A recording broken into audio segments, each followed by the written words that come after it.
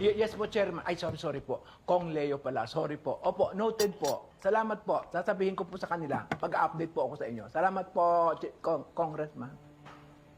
Oh, Roda, anong sabi ni Chairman? Nako, Tindeng, masanay ka na natawagin si Chairman na Kong Leo. Oo, Kung Leo. At Anong sinabi sabi? nila, gumagawa na ng kaso ang partido para magkaroon ng recount.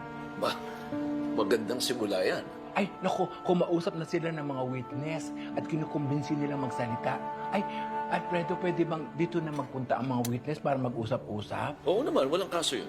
Naku, sasabihin ko sa kanila, maraming salamat ha. Roda, Oh. gagawin natin ang lahat para lumabas ang katotohanan. Oo. Alam kong mahirap itong gagawin natin. Dahil yung babanggain natin makapangyarihan. Pero naniniwala ako na magtatagumpay tayo dahil maraming kakampi sa atin.